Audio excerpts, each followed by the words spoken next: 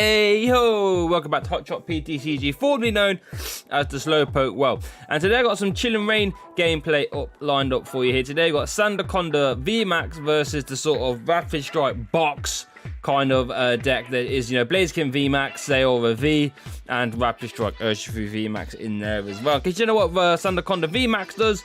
Oh, by the way, this is post-commentary, by the way. The audio got corrupted from this video, and game 1 is unusable. There's some weird artifacting going on. I'm not 100% sure as to what's going on, but game 2 and 3 should be okay. So Sandaconda VMAX, what that does, it's a VMAX Pokemon with 2 attacks. First attack does 1 for 60 to the active, and then 20 to all your opponent's bench Pokemon. So in combination with Telescopic Sight, that's 50 to the benched Wallbox Pokemon.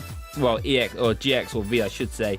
And it's also got another attack as well. For 3 energy to 180, then you can move energy from this Pokemon to your benched. So that's pretty cool. It's a really cool spread, honestly. And tell you what, my opponent's deck, this sort of Rapid Strike box, almost a plasma box then, the Rapid Strike box, similar sort of deal. So the Blaziken VMAX for 2 energy, which don't forget can be satisfied with that Rapid Strike energy that we see there, does 130 to the active and attaches 2 energy cards, not basic energy, just energy cards to your benched Pokemon. 2 energies to 2 different Pokemon. So that's pretty cool. It's setting up the sort of Zeraora V, which does 100 damage to the active, and if one of your other Rapid Strike Pokemon attack last turn, you can do 160 to the bench. So that's pretty gnarly. The idea is Blaziken can set up multiple Zeraoras, and then you weave in some rapid flows from your Rapid Strike VMAX just to keep you ticking over. So we're both sort of bench heavy decks. I'd say our opponent's is a bit more directed spread, where ours is just trying, shotgun everything, and hopefully we'll take some prizes. So just readjusting the cameras there. So yeah, this is post commentating, and make sure, let's get some likes for these outfits as well. Come on now. So looks like we want to be on the receiving end of a Blaziken, and got a stone energy attached. Well done. So that only does 110. No energy targets there. So we just want to try and get some spreadums off now. Spread. There's the VMAX, as you can see. Pretty cool looking card. The 60 to the active and 20 to all the bench. Now, one thing I really like about this sort of Sandaconda is that if our opponent starts trying to do what like our friend Demetrius is doing here, not really bench anything, it actually has another attack that's 180, and we can start threatening that really well, just to sort of close out games. So we see a Telescopic Sight there, not coming in terribly useful now, but a nice card to have nonetheless. And you see that we can actually start building towards that 3 energy attack rather nicely. So here we just do the 60 attack. We should do 70, I should say, because it's dojo. Hopefully we get that. There we go. And then 20 to the bench, and then we'll pass it over. So it looks like Demetrius really needs to get some energy in play this turn, otherwise it could be in trouble. Now, we haven't got any of our Tincino set up here, so we could be sent to Dead Draw City, but I think we did have 2 researches in our hand, which is pretty cool. Obviously, we don't really want to get, we don't want to discard 2, but yeah, and it is what it is. So our opponent, the Octillery is so good in this deck. When you're an all special energy deck, being able to just tutor those out with Octillery just takes the pressure off. Being able to search your Pokemon as well, so that your attackers with a 1 stage 1 line is actually really cool. Octillery is really good in this deck. We haven't really seen Octillery do much in the Battle Styles meta, but we have seen it. We might see it moving forward be really good as these Rapid Strike style decks get a little bit more combo based. Being able to just take one per turn, maybe just get 1 card of your combo is pretty gnarly indeed. So it looks like this would be a decent turn for a Cheryl here, to be honest, but we might not be able to actually get that going with the way our hand is constructed now. So it looks like we might just have to research it and try and get another Sandaconda set up. I don't think we've done that 100, so we can't take a KO with the 180 damage attack there. So here we see the Sandaconda V come down, and it looks like we do see a boss. You could potentially boss the Zeraora, KO it. That is the threat, to be honest. I say KO it, we have to attach a 3rd energy to it, and we can't do that. So that's that. The problem is that Blaziken, while it is doing a pitiful amount of damage to the active, right? We will get KO'd. It's a 3-shot, right? So, so that's pretty sad. So let's see what it is here. We are gonna have to just play the research here, and hopefully we find we're actually pretty susceptible here to that Zeraora, you know. We might have to actually get out Mew here, in all honesty, because that looks rather intimidating, right? That one, because that Zeraora next turn will be able to, you know, send us off to Bop Town with that 160 snipe. Not particularly great. So we do level ball out the Mew there, and we also get some Cinccino's going. Would have liked to see them before, but obviously it is what it is. A shell would have been really cool. So we do some shuffle. We might do some make do's here, and let's see what happens. We see a communication, get destroyed for the first make do. We see a stamp and a stone fighting 2 cards we don't really want to play, so we're going to go for the spread. So that's going to be what, 70 to the active. Because of Dojo, and then 50. Yeah, it should be 50 to that bench. They over there, Demetrius. I was like, we've missed something there. It looks like I'm too busy on Instagram to notice. It should actually be 60 to the active as well because of Dojo. So looks like I have to get a calculator to work stuff out. Oh dear. So a little bit of a mishap there. It happens when you play new cards, guys. Come on now. Come on now. So it looks like, yeah, we take receive a KO there. So now our dojos will be getting hit for full effect. I wonder if I'm going to notice that the Zeraora should have taken, because that's the thing, when you see mistakes like that, it's actually on both players. It's not my fault just as much as it is Demetrius's. So that Blaziken VMAX has what, 120, 160. 160 health left, so we can't KO it at the minute. If we had 3 energies attached, we could, but alas, we do not, unfortunately. See, I don't know if you can see, but I've actually got a phone to look to work out that the HPs are too high these days, you know. So you see the stamp come down. The stamp to 3 is pretty nice. Oh, but should have see a Marnie. So I'm going to have to stamp them on. So a little bit of BM in there, to be honest with you. Oh, we see a make do first. Does that help? No, we do see a sight. And that's pretty gnarly. So that's pretty cool. So let's see. Let's see this time if I manage to clock that that Zeraora should be taking more damage. They go for the spread. I actually don't think I will now, to be honest with you. So that should be what, 100 to the active. See if we get that right. Yep. And then 50. What's going on there? How's that taking 50 then? Oh, hold on. Have I clocked? Yeah, I think we've clocked. Yeah. There we go. Yeah, so it's taking 100. Oh, I had a feeling that's too important. You can't be missing out spreading spreads with, with this deck. Anytime you're a spread deck, you know, that spread is so important. You can't afford to be missing that. So I'm glad I was on the ball a little bit more there. So we see the Rapid Strike search come down for the auxiliary, and that's so good, man. That auxiliary, like I said, while being able to find you Pokemon, being able to find you energy, it also lets you find supporters, and that Karina's focus is gnarly, being able to let you draw up to 6. That's not the most powerful draw support in the world, right? It's essentially a worse Lily because you can never get that turn 1 effect, right? But sometimes all you have to do is just draw up to 6. That's all you got to do, and being able to just get that whenever you like off of stage 1 is pretty good. So we see how that Rapid Strike Rapid Strike Urshifu V coming down by the looks of it. And oh, here we go. We see a retreat and then into Persimmon. Persimmon's actually a problem because I think Persimmon has like 130. So we're not. So we actually don't one-shot that with our spread attack. But this is actually fine now. I think I would be okay in this position. You know, doing some more spreads. That Zeraora is going to be getting close to KO'd soon. In 2 more spreads, that will not be a KO. I should say that'd be 200. This has got 210. One thing actually worth noting, I think a Zigzagoon in this deck would actually be really good for situations like this, because the Dene, if it takes 3 spreads of a long view scope, it has 150 damage on it, and then the Zeraora, as you can see here, is 10 off being KO'd. I think 1 Ziggy could be pretty cool. Or that, is there any support like the Agatha? I think that lets you move damage around. That could be pretty cool. I'm probably less inclined to use an Agatha because it's a support, it's harder to find, but Ziggy is a lot easier. So maybe 1 Ziggy could be pretty clutch in here for sure. So looks like, yeah, you just have to attach that third energy, and then think we just have to spread, right? Look at having to bust out the phone again. Excuse me. So that Blaziken, that's taking a lot of damage, right? What, 6, 12, 180, 240, 260. So that Blaziken will be getting KO'd. Yeah, so that's got 320, so it actually gets KO'd next turn. So yeah, if there was just some way of just getting damage into play, we'd be taking multiple prizes here very fast. But yeah, our next turn's looking pretty lit. I mean, like we KO Blaziken. I think we KO Blaziken. Yeah, we KO the Persimmon, I think. If it's got 130, we don't KO the Persimmon. But if it's got anything lower than that, we do.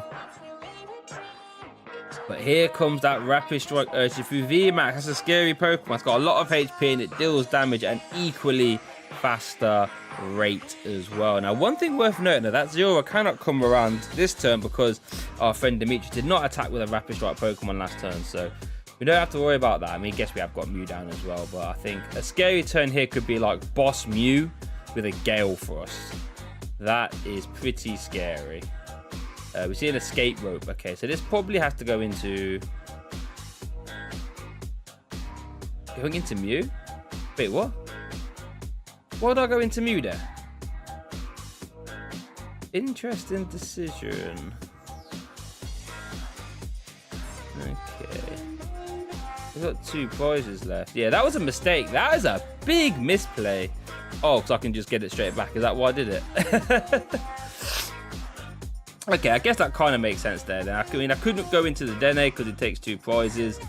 Yeah, so it looks like I was going to just try and find that Mew back. Okay, that kind of makes sense there. I was a bit worried there that I just like completely thrown a game.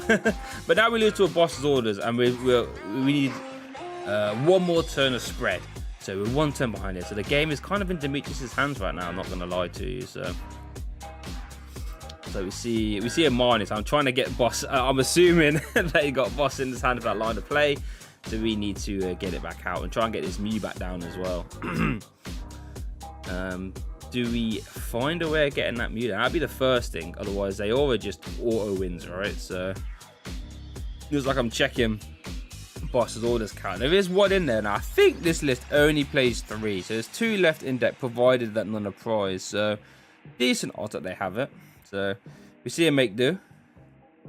Got to really find Mew here.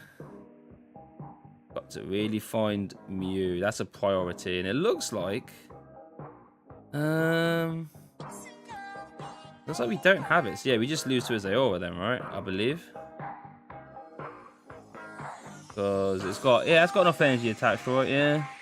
The only thing that could potentially get us out of this is if that Urshifu is stuck in the active. But yeah, we do just lose to a Zeraora here.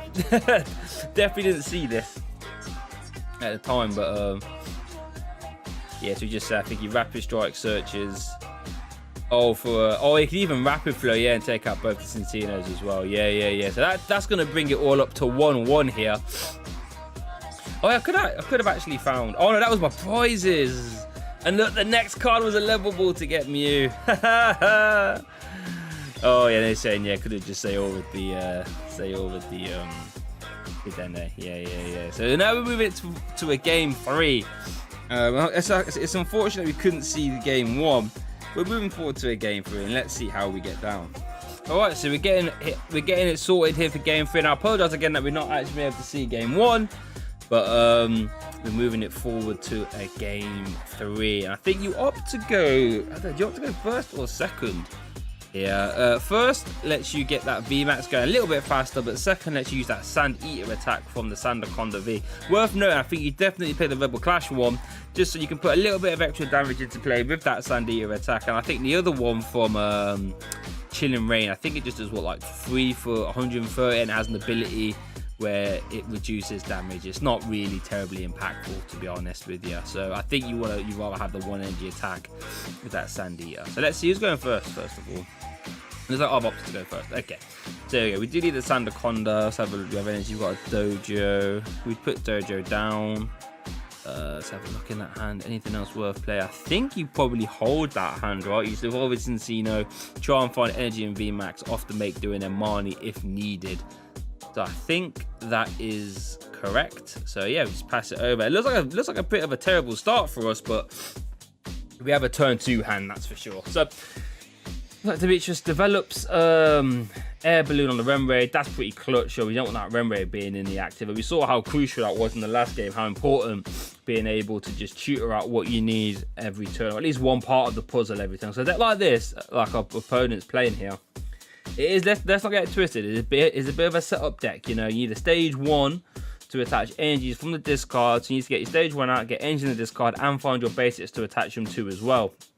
So there's quite a lot of moving parts there. Let's not get it twisted. But auxiliary just helps you get that sorted. So, and a pass over to us. So let's see what we do. So we get the VMAX off the top. That's fantastic. That's one piece of our puzzle. And it looks like we see a make do here. Let's see what we get. We got over. Oh no, we played the Marnie first. Okay, I was gonna say that is pretty gnarly. If we played the, if we got rid of the Marnie there, but no, we did it the correct way. You make do after your supporter, so you see more cards. Very, very good. So we get the energy. We get a level ball. That's cool. Level ball can search us for a few things here. It can search us for another. It can search us for Mew potentially. It can search for the Tincino. Or we can search just for the Fion if it's not priced. Fion could actually be pretty cool here, because what the Fion would do is that it will allow us to still spread damage into the Blaziken. That's pretty cool, right? But it also lets us KO the Remoraid. So we do 60 damage into Demetrius's face there. Was something to behold. Second level, well, that's probably going to find us what the baby Cincino, or ever it's called Mincino, I can't remember. They're just a little, the little baby Pokemon that doesn't let you draw cards, and then you got the big mouse Pokemon that does let you draw cards. That's just how it goes, right? Make do. We get a Pokecom and a research. We get the energy there. We'll do our Whirlpool Suction. Get that Remoraid in the active, KO it, and 20 to the bench. Very good indeed. Do you remember when Whirlpool Suction first got translated, and we it got translated as like a boss's orders?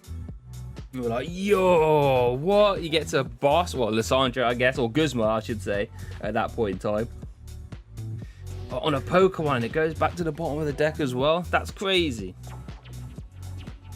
So now that we've taken out the auxiliary there, we could have made Demetrius's hand a little bit worse, because they could have just, you know, evolved and then, you know, used auxiliary to find Lily's determination. So they're having to put down the Dedenne now, right?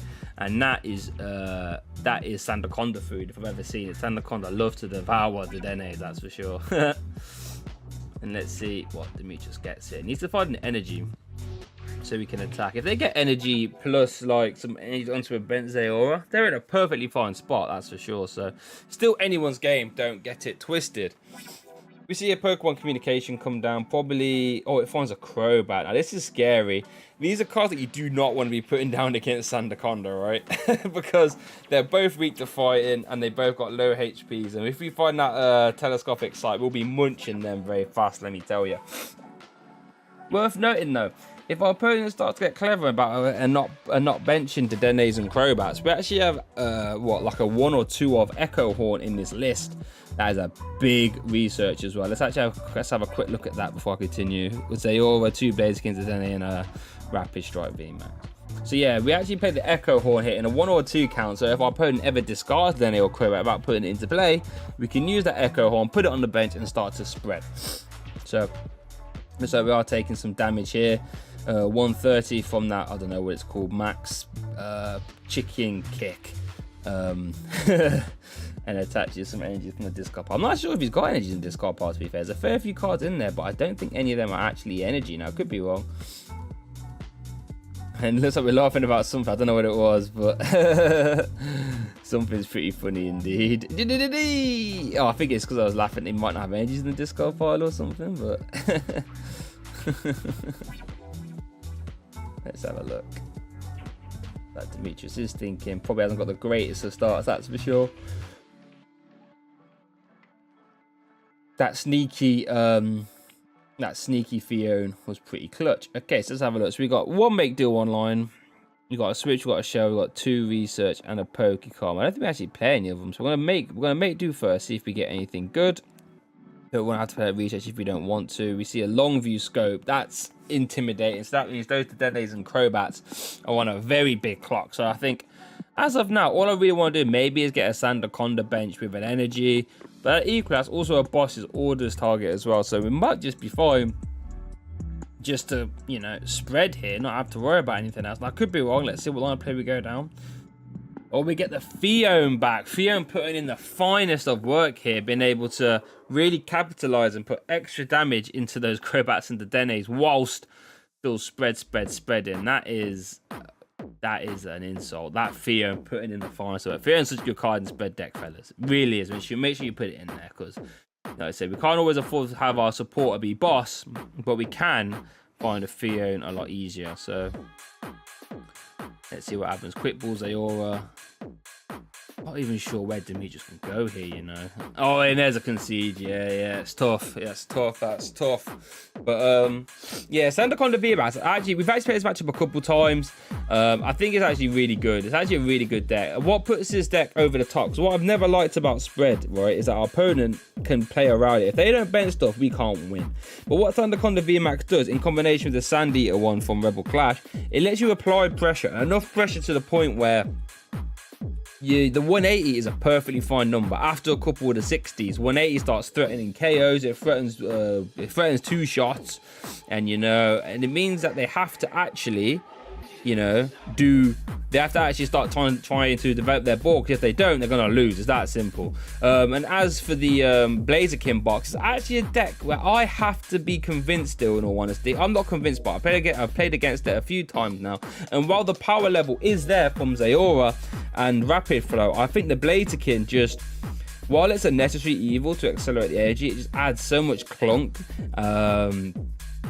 And it doesn't do enough damage to the active, I think, for it to be worth it. And it's a shame, because like I said, you have to attack with it. You just have to. You haven't got a choice. You have to attack with it to get the energies down for Zeraora, because it's so costly.